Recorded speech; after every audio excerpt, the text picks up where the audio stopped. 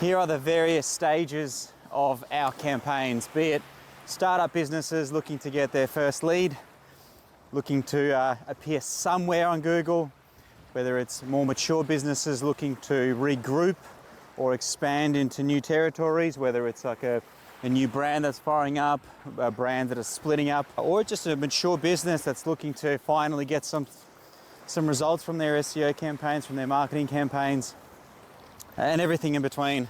And currently I've got about 6 campaigns in the early stages, be it we're firing up a landing page and firing up some Google ads. In my experience so far, that is the quickest way to get leads. Now, depending on the industry, sometimes it might be Facebook ads, sometimes it might be Google ads, sometimes it might be both. So a lot of the time, to get some early wins, which is my goal with all of my campaigns, I need the business to have leads through the door so they're busy, because SEO takes a while. And hey, month 5 or 6, if there's no leads coming through, it's just nobody wants that situation. At the end of the day, everyone understands that it'll take a new website up to 2 years to show up anywhere, right? So a lot of the time I insist on there to be Google ads, I insist on there to be Facebook ads to get some leads through the door. So I've got about 3 campaigns where we've slapped up a unique landing page on a domain super similar to the main domain. And so the old site is alive on Wix or Weebly or Squarespace, or it could be like an old WordPress. And we're sending traffic, Google Ads traffic, to the landing page or Facebook traffic, whatever it is. And in the background, we're actually rebuilding the rest of the site. So we're reskinning the site, rebuilding the pages, setting up correct redirections from the old pages. And this takes time. It could be 2 to 3 months to build a site. If a site's 700 or 800 pages made up of geo pages, suburb pages, service pages, Julio's lost the ball. Julio, where's the ball? We've got to get the ball now. It's my favorite ball. You know those orange ones? They're like $10 each. They bounce really well and they go really far. I think he's lost it. He went to take a poop and now he's lost it. The various stages with our campaigns is the first 6 months to a year, we're doing the best that we can to get the Google ad performing positively. That's a big time period, but usually within 3 months we get a stable cost per lead with a Google ad, and we really know if this is profitable, if it's working, if we need to ramp it up further.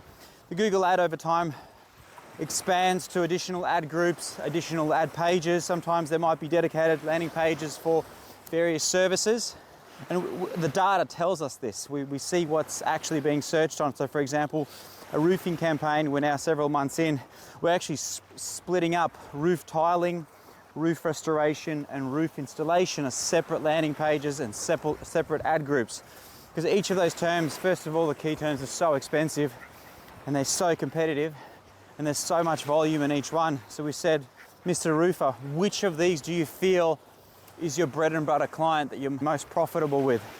And this happens for all of our clients. And the music lessons, which instrument do you want to take on more of?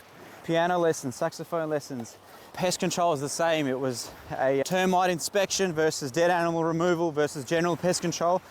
And each one has its own unique landing page. Each one has a unique ad group, and you see what converts and you see what sticks. So that's the Google ad.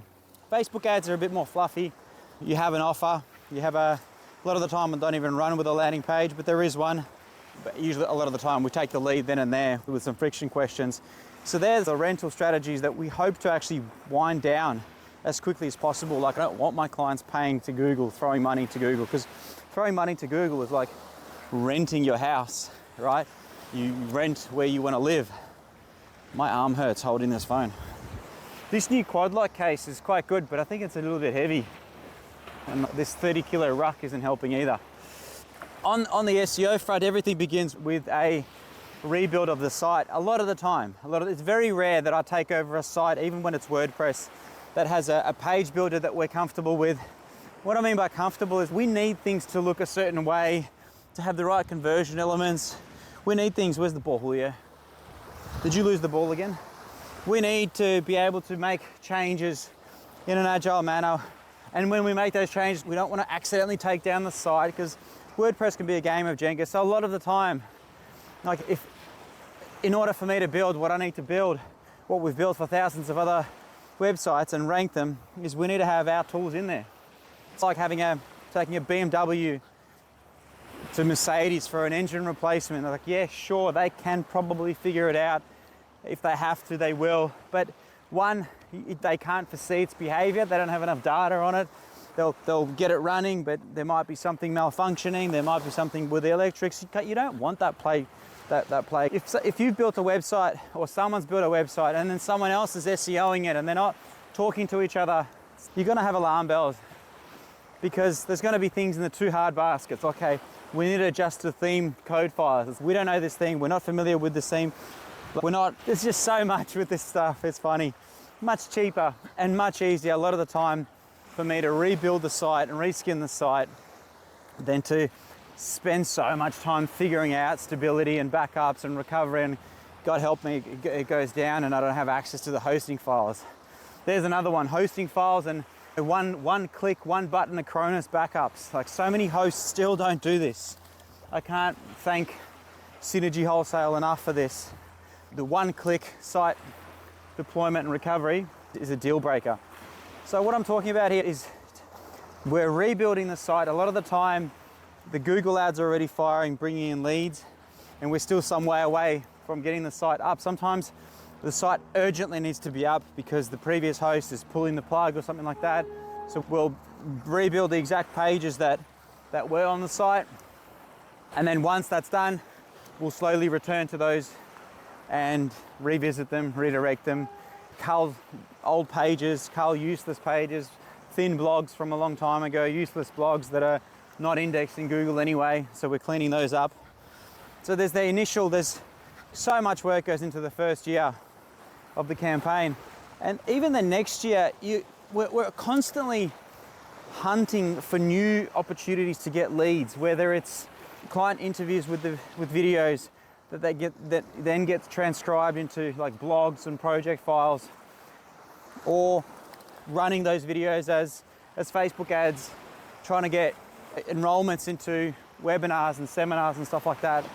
The campaign is never just coasting.